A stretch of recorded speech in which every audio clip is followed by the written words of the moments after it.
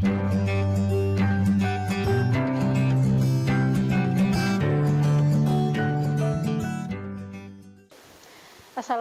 warahmatullahi wabarakatuh. Bertemu lagi dengan saya Hesti Sapitri, masih membahas mengenai ekonomi makro di part 2 ini. Adapun materi atau poin-poin yang akan saya bahas adalah yang pertama, peranan pemerintah dalam ekonomi makro, kebijakan fiskal. Yang kedua, perdagangan internasional dan pendapatan nasional keseimbangan. Yang ketiga, uang dan bank. Yang keempat, pembangunan dan pertumbuhan ekonomi. Dan yang terakhir ada perencanaan ekonomi. Poin yang pertama adalah peranan pemerintah dalam ekonomi makro, kebijakan fiskal. Peranan pemerintah dalam ekonomi makro memiliki porsi yang relatif besar. Kajian terhadap seberapa besar peranan pemerintah diwujudkan dalam kebijakan moneter, kebijakan fiskal, dan kebijakan internasional. Lemahnya sisi permintaan dan penawaran agregat menyebabkan perekonomian negara yang sedang berkembang seolah-olah berada dalam lingkaran permasalahan tanpa ujung pangkal. Oleh karena itu, campur tangan pemerintah baik melalui kebijakan ekonomi dan non-ekonomi sangat diperlukan untuk memutuskan mata rantai permasalahan tersebut yang secara teoritis dapat digunakan pemerintah untuk memperbaiki kondisi perekonomian. Selanjutnya, salah satunya adalah dengan kebijakan fiskal. Kebijakan fiskal adalah kebijakan mengarahkan perekonomian makro pada kondisi yang lebih baik dengan cara mengubah penerimaan dan pengeluaran pemerintah melalui pajak. Kebijakan fiskal melalui subsidi dapat meningkatkan daya beli atau daya investasi masyarakat yang berpenghasilan rendah dan tetap. Misalnya, subsidi bahan bakar minyak atau BBM pada masa lalu sangat menolong masyarakat yang menggunakan minyak tanah untuk keperluan memasak atau penerangan. Di sisi lain, kebijakan fiskal dapat menahan laju perilaku konsumtif masyarakat kaya dan berpendapatan tinggi. Hal ini dilakukan melalui kebijakan pajak penghasilan atau PPH progresif dan pajak pertambahan nilai atau PPN, khususnya untuk barang mewah atau PPNBM. Selain untuk mengelola permintaan agregat, kebijakan fiskal juga berguna untuk pengelolaan sisi penawaran agregat. Misalnya, pengenaan pajak progresif akan mengendalikan keinginan individu untuk perusahaan yang mencoba terus meningkatkan keuntungan mereka. Dengan demikian, kesempatan kerja dan usaha akan lebih merata. Jika penawaran agregat perlu ditingkatkan, pemerintah juga dapat menggunakan instrumen pajak dan subsidi. Misalnya, subsidi pendidikan yang diberikan kepada pengelola pendidikan swasta akan meningkatkan penawaran jasa pendidikan. Poin yang kedua adalah perdagangan internasional dan pendapatan nasional keseimbangan. Perdagangan internasional adalah perdagangan yang dilakukan oleh penduduk suatu negara dengan penduduk negara lain atas dasar kesepakatan bersama. Penduduk yang dimaksud dapat berupa antar perorangan, individu dengan individu, atau antara individu dengan pemerintah suatu negara atau pemerintah suatu negara dengan pemerintah negara lain. Di banyak negara, perdagangan internasional menjadi salah satu faktor utama untuk meningkatkan GDP atau Gross Domestic Product, yang artinya total nilai pasar semua barang dan jasa yang diproduksi dalam suatu negara pada jangka waktu tertentu. Perdagangan internasional pun turut mendorong industrialisasi, kemajuan transportasi, globalisasi, dan kehadiran perusahaan multinasional. Selanjutnya, perdagangan internasional bisa disebut juga dengan perekonomian terbuka karena ada ekspor dan impor yang berupa barang dan jasa serta modal dengan negara-negara lain. Dalam perekonomian terbuka, sektor-sektor ekonominya dibedakan kepada 4 golongan, yaitu yang pertama rumah tangga, perusahaan, pemerintah, dan luar negeri. Pada saat ini, kegiatan ekspor dan impor merupakan bagian yang penting dalam kegiatan setiap perekonomian. Secara fisik, ekspor diartikan sebagai pengiriman dan penjualan barang-barang buatan dalam negeri ke negara-negara lain. Pengiriman ini akan menimbulkan aliran pengeluaran yang masuk ke sektor perusahaan. Dengan demikian, pengeluaran agregat akan meningkat sebagai akibat dari kegiatan mengekspor barang dan jasa yang pada akhirnya keadaan ini akan menyebabkan peningkatan dalam pendapatan nasional. Impor menimbulkan efek yang sebaliknya. Secara fisik, impor merupakan pembelian dan pemasukan barang dari luar negeri ke dalam suatu perekonomian. Aliran barang ini akan menimbulkan aliran keluar atau bocoran dari aliran pengeluaran dari sektor rumah tangga ke sektor perusahaan. Aliran keluar atau bocoran ini pada akhirnya akan menurunkan pendapatan nasional yang dapat dicapai. Dengan demikian, sejauh mana ekspor dan impor mempengaruhi keseimbangan pendapatan nasional tergantung kepada ekspor neto, yaitu ekspor dikurangi impor. Apabila ekspor neto adalah positif, pengeluaran agregat dalam ekonomi akan bertambah. Keadaan ini akan meningkatkan pendapatan nasional dan kesempatan kerja. Poin selanjutnya adalah uang dan bank. Dalam ilmu ekonomi tradisional, uang didefinisikan sebagai alat tukar yang dapat diterima secara umum. Alat tukar dapat berupa benda apa saja yang dapat diterima oleh setiap orang di masyarakat dalam proses pertukaran barang dan jasa. Sebelum uang diciptakan, masyarakat pada zaman dahulu melakukan perdagangan dengan cara barter. Barter merupakan pertukaran barang dengan barang. Barter ini bisa terjadi apabila terdapat dua orang saling membutuhkan barang yang dipertukarkan dan memiliki kebutuhan yang harus bersifat timbal balik. Namun, sesuai dengan makin berkembangnya kebudayaan manusia, sistem barter ini memiliki kesulitan diantaranya. Yang pertama, kesulitan untuk menemukan orang yang mempunyai barang yang diinginkan dan juga mau menukarkan barang yang dimilikinya.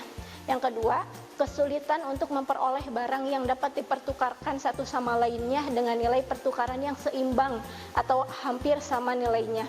Yang ketiga, kesulitan karena barang yang akan dipertukarkan tidak bisa dibagi-bagi. Di Indonesia, sejarah uang sudah ada pada masa kerajaan-kerajaan Nusantara.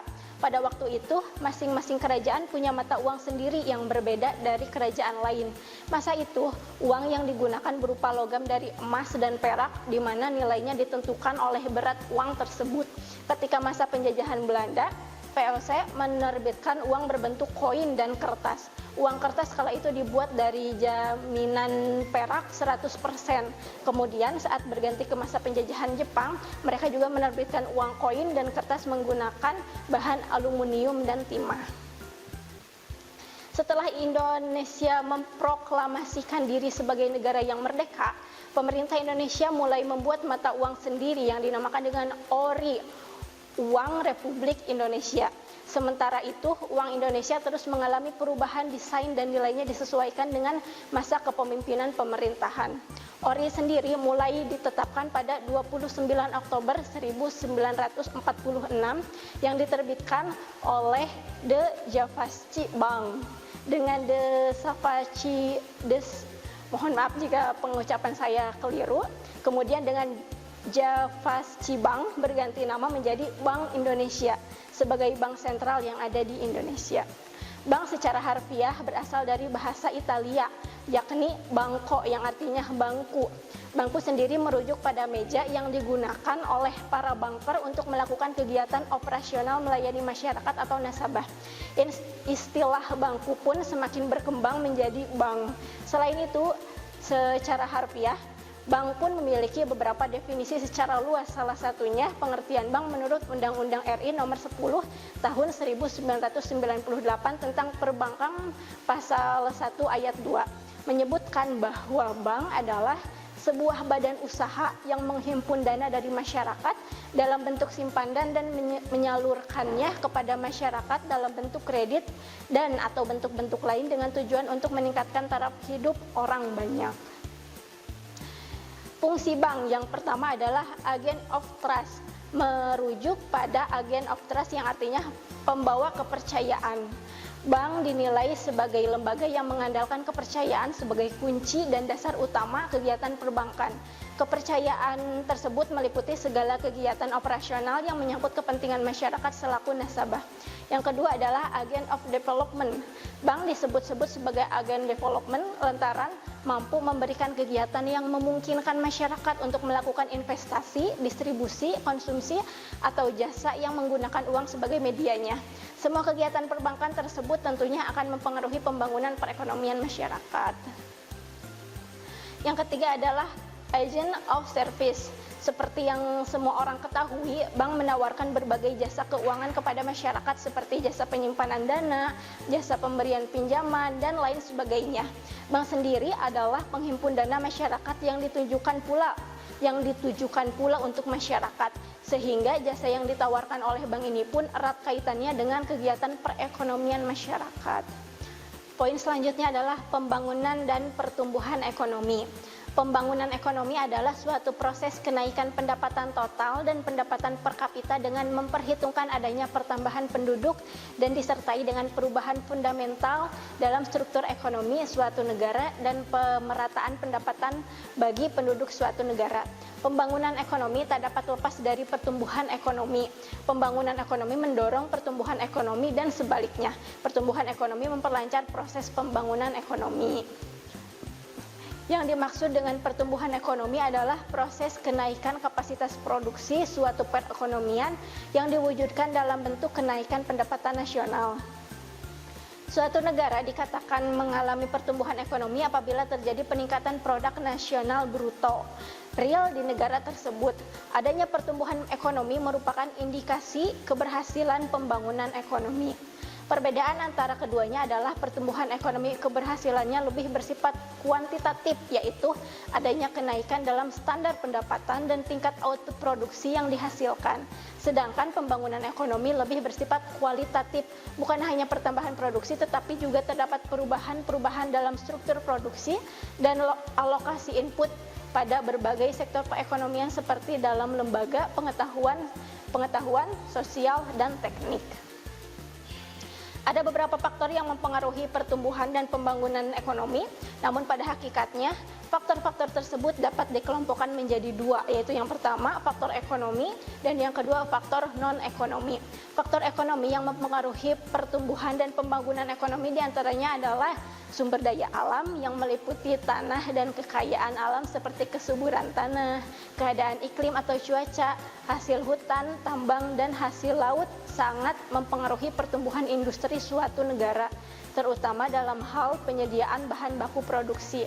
Sementara itu, keahlian dan kewirausahaan dibutuhkan untuk mengolah bahan mentah dari alam menjadi sesuatu yang memiliki nilai yang lebih tinggi. Sumber daya manusia juga menentukan keberhasilan pembangunan nasional melalui jumlah dan kualitas penduduk. Jumlah penduduk yang besar merupakan pasar potensial untuk memasarkan hasil-hasil produksi. Sementara kualitas penduduk menentukan seberapa besar produktivitas yang ada. Sementara itu, sumber daya modal dibutuhkan manusia untuk mengolah bahan mentah tersebut. Pembentukan modal dan investasi ditujukan untuk menggali dan mengolah kekayaan karena barang modal juga dapat meningkatkan produktivitas. Faktor non-ekonomi mencakup kondisi sosial, kultur yang ada di masyarakat, keadaan politik, kelembagaan, dan sistem yang berkembang dan berlaku. Poin selanjutnya adalah perencanaan ekonomi. Menurut M.T. Todaro tahun 2000, perencanaan ekonomi adalah upaya pemerintah secara sengaja untuk mengkoordinir pengambilan keputusan ekonomi dalam jangka panjang serta mempengaruhi, mengatur, dan dalam beberapa hal mengontrol tingkat dan laju pertumbuhan berbagai variabel ekonomi yang utama untuk mencapai tujuan pembangunan yang telah ditentukan sebelumnya. Kata perencanaan atau planning merupakan istilah umum yang sangat luas cakupan kegiatannya. Para ahli telah mendefinisikan kata perencanaan dengan kalimat yang berbeda-beda, tergantung aspek yang akan ditekankan. Akan tetapi dapat disimpulkan bahwa di dalam perencanaan mencakup pengertian sebagai berikut. Yang pertama, penentuan terlebih dahulu apa yang akan dikerjakan. Yang kedua, penentuan serangkaian kegiatan untuk mencapai hasil yang diinginkan. Contoh dari tahap-tahap perencanaan pembangunan ekonomi di suatu negara yaitu yang pertama, menetapkan tujuan pembangunan seperti perencanaan ekonomi, perluasan tenaga kerja, distribusi pendapatan, menekan angka kemiskinan dan pertumbuhan ekonomi. Yang kedua adalah mengukur ketersediaan sumber daya yang langka seperti tabungan, bantuan dari luar negeri, ekspor, dan penerimaan pemerintah. Yang ketiga ada memilih kegiatan ekonomi yang dapat mencapai tujuan nasional seperti proyek investasi, tingkat bunga, dan pajak. Dan yang keempat, melaksanakan kegiatan yang penting yang dapat mencapai tujuan nasional tanpa adanya gangguan dari pihak lain. Rencana pembangunan ekonomi ini tidak semudah yang dibayangkan. Perlunya perencanaan yang matang agar pelaksanaan dapat berjalan dengan lancar. Pembangunan ekonomi harus melalui beberapa tahapan. Hal ini dilakukan agar tujuan jangka pendek dan jangka panjang dapat dicapai. Ada pepatah mengatakan masa depan adalah milik mereka yang menyiapkan hari ini. Sekian presentasi dari saya pembahasan mengenai ekonomi makro. Mohon maaf apabila ada kesalahan. Jangan lupa di like, subscribe, dan komen. Kita sharing di sini ya. Wassalamualaikum warahmatullahi wabarakatuh. Kunjungi sosial media lainnya seperti website kami di pkbmalkota.com, Facebook PKB Malkota Manunjaya, Instagram PKB Malkota _official. Dan terima kasih telah klik video ini. Jangan lupa like, comment, share, and subscribe untuk menunjukkan dukungan kamu terhadap channel ini. Enjoy the video, PKB Malkota.